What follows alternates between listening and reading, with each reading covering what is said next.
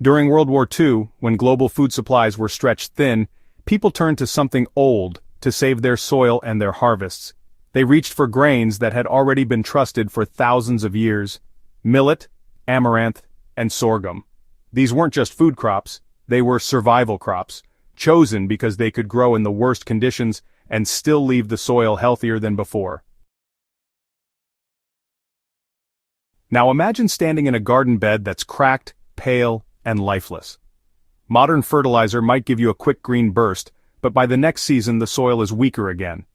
Those forgotten grains don't just feed people, they repair the land itself. In just a few months they can take ground that looks dead and turn it into dark living soil ready for anything you plant next. That's not a gardening gimmick, it's the same method entire civilizations used to survive, and it still works today. Let's look closely at why millet, amaranth, and sorghum were chosen in desperate times, and how you can use them in your garden not just as crops, but as tools for reviving tired soil. When soil is exhausted, most people think of adding something external: compost, manure, or maybe a bag of fertilizer. But, ancient grains work from the inside out. They grow roots that break through compacted earth. They pump carbon into the ground through exudates, and they create organic matter as they decompose. Unlike quick-release fertilizers that dissolve and disappear, these grains leave behind structure and fertility. Their roots feed soil microbes. Their biomass becomes humus. Their presence shades and protects the ground. They don't just grow on the soil, they rebuild it. That's the difference between temporary feeding and long-term healing. Millet, the fast restorer. Millet may look unassuming, but it was a lifeline across Africa and Asia for millennia. When other crops failed, millet thrived. Its real power in the garden lies in its root system. Unlike crops with just a few taproots, millet creates a dense network of fine roots that spread through the topsoil like a living net. In poor or eroded beds, this root mat stabilizes loose particles, preventing further damage from wind and water. But more importantly, it forces channels into compacted earth. When rain comes, it doesn't just run off, it sinks in. Microbes colonize the root zone, and when millet is cut down at the end of the season, those roots decay into humus. In as little as 2 to 3 months, soil that once looked dry and sandy starts holding moisture again.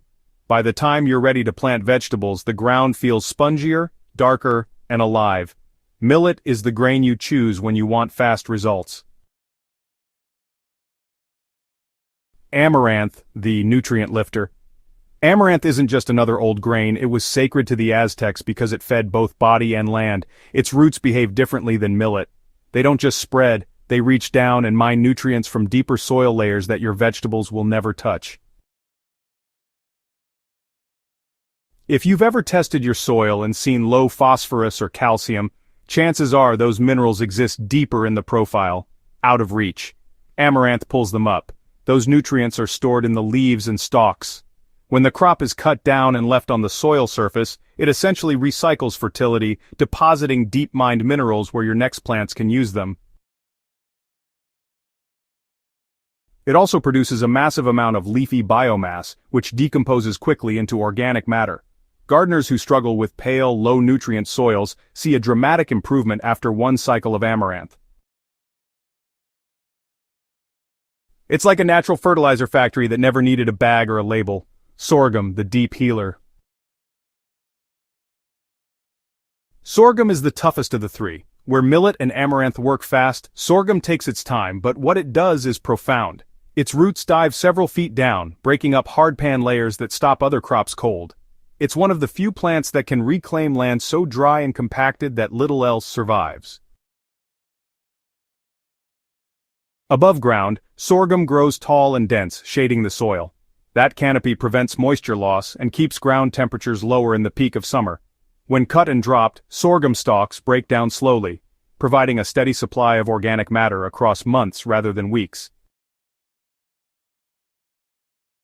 There's another secret to sorghum: it releases natural compounds from its roots that suppress certain soil pathogens. Farmers have used it in rotations for generations as a way to, cleanse fields between heavy feeding crops. In a garden bed, that means fewer disease pressures and soil that feels renewed, both biologically and structurally. So how do you use them in a garden bed? Well, the method is simple but powerful. In an empty bed, just scatter millet in late spring and let it run its course until midsummer. Cut it down before it seeds and leave the residue in place as mulch.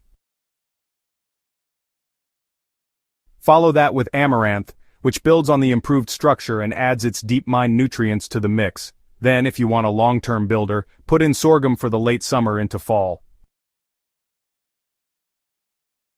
Within a single season, you'll have soil that has gone through 3 stages of repair: millet restoring structure, amaranth adding fertility, and sorghum digging deep and protecting for the future. Even if you only try one of the 3, you'll see an impact. Together they create a cycle that outperforms any fertilizer application.